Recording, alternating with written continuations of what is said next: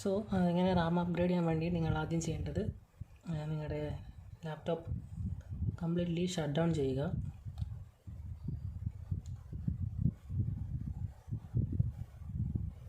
അതിന് ശേഷം charger disconnect ചെയ്തതിന് ശേഷം ലാപ്പ് തിരിച്ച് വെക്കുക.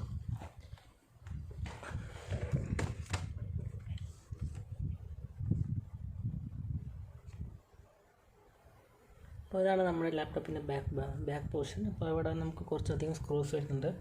1, 2 ഇവിടെയൊക്കെ സ്ക്രൂസ് ഉണ്ട്. ഇപ്പോൾ സ്ക്രൂ അഴിക്കുന്നതിന് മുന്നേ നമ്മൾ ബാറ്ററി ഡിസ്കണക്ട് ചെയ്യണം. അപ്പോൾ ബാറ്ററിയുടെ 2 സ്ക്രൂ ഉണ്ട്. സ്ക്രൂ ഇല്ലാത്ത ടൈപ്പും വരുന്നുണ്ട്. അപ്പോൾ നിങ്ങൾ ബാറ്ററി ആദ്യം ഡിസ്കണക്ട് ചെയ്യുക.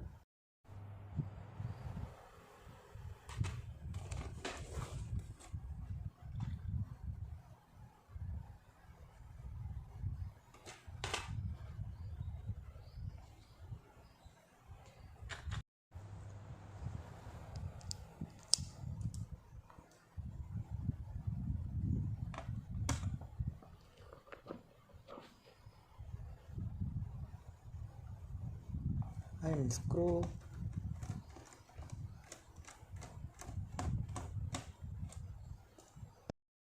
സോ നമ്മൾ ലാപ്പ് തിരിച്ച് വെക്കുക. തിരിച്ച് വെച്ചതിന് ശേഷം എല്ലാ സ്ക്രൂ അഴിച്ചെടുക്കുക.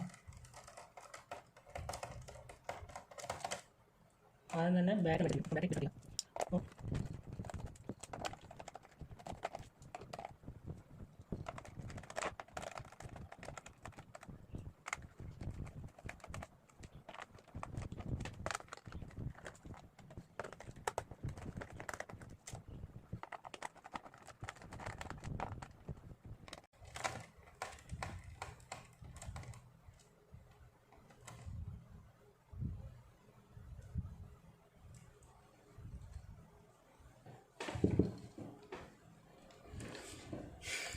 സോ ഇനിയിപ്പോൾ ഇത് അഴിക്കേണ്ട വിധം ഇപ്പോൾ അവിടെ എവിടെയുള്ള RJ45 ഒക്കെ ഒരു ഗ്യാപ്പ് ഉണ്ടാകും. അവിടെ നിങ്ങൾ ജസ്റ്റ് ഒന്ന് വരണ്ടിട്ടതിന് ശേഷം നമ്മൾ ബാറ്ററിയാണ് അഴിച്ചെടുക്കേണ്ടത്. അപ്പോൾ ബാറ്ററി ഒന്ന് അഴിച്ചെടുക്കുക.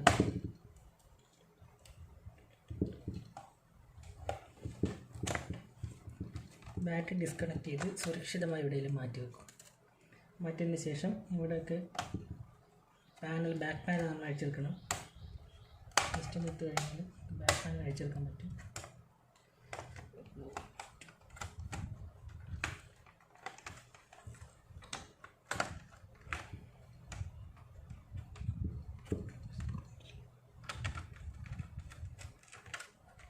സോ നമ്മൾ ബാക്ക് പാനൽ അഴിച്ചെടുത്തിട്ടുണ്ട്. അപ്പോൾ ഇതാണ് നമ്മുടെ ലാപ്പിൻ്റെ ബാക്ക് പാനൽ ഓപ്പൺ ചെയ്തുള്ള അവസ്ഥ. അപ്പോൾ ഇവിടെ നമുക്ക് റാം ഇടാനുള്ളൊരു പോർട്ട് കൂടെ ഉണ്ട്. അപ്പോൾ ഇതാണ് ഇത്. വേറെ ഏതൊരു കമ്പനിയുടെ റാം ഓൾറെഡി ഉണ്ട്. 4GB ആണ്. ഇപ്പോൾ 4GB ആണ് നിലവിൽ ഇതിൻ്റെ റാമിൻ്റെ കപ്പാസിറ്റി. ഇവിടെ കൂളിംഗ് ഫാനൊക്കെ വരുന്നുണ്ട്. പിന്നെ ഇവിടെയാണ് നമ്മുടെ പ്രോസസ്സർ ഇരിക്കുന്നത്. ഹാർഡ് ഡിസ്ക് ഇതാണ് നമ്മുടെ ഹാർഡ് ഡിസ്ക്.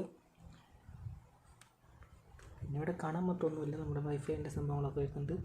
അപ്പോൾ സോ ഇവിടെയാണ് നമ്മുടെ പുതിയ റാം ഫിറ്റ് ചെയ്യാൻ പോകുന്നത്.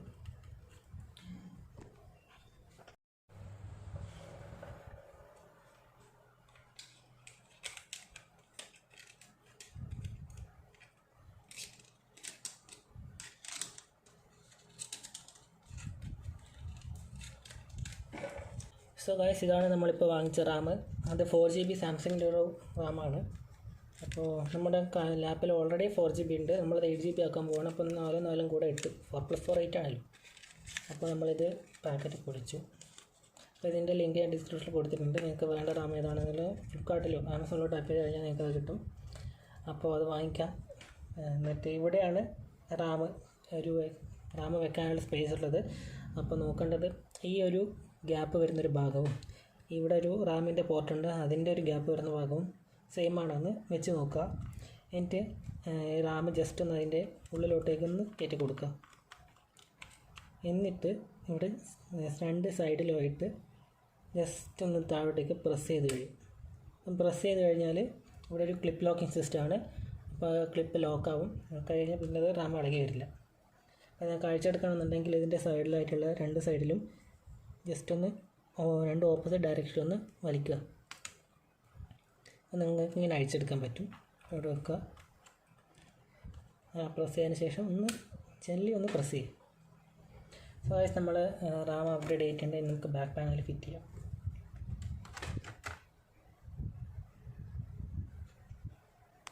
നമ്മളിപ്പോൾ റാം ഇൻസ്റ്റാൾ ചെയ്തിട്ടുണ്ട്. ഇനിയിപ്പോൾ നമുക്ക് റാം കറക്റ്റ് ആണോ, എത്രയാണ് കറണ്ട് റാം എത്രയാണ് നോക്കാം. അപ്പോൾ നിങ്ങൾ നേരെ മൈ കമ്പ്യൂട്ടറിൽ പോവുക.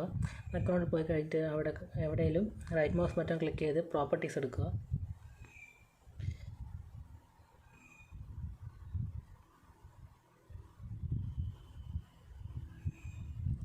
പ്രോപ്പർട്ടീസ് എടുത്തു കഴിഞ്ഞാൽ അവിടെ നിങ്ങൾക്ക് ഇപ്പോൾ ഇൻസ്റ്റാൾ ചെയ്ത മെമ്മറിയുടെ സൈസ് കാണിക്കാൻ പറ്റും. അപ്പോൾ ടോട്ടൽ അപ്പോൾ 8 GB ഉണ്ട്. അപ്പോൾ നമ്മൾ കറക്റ്റാണ് എല്ലാം ചെയ്തത്.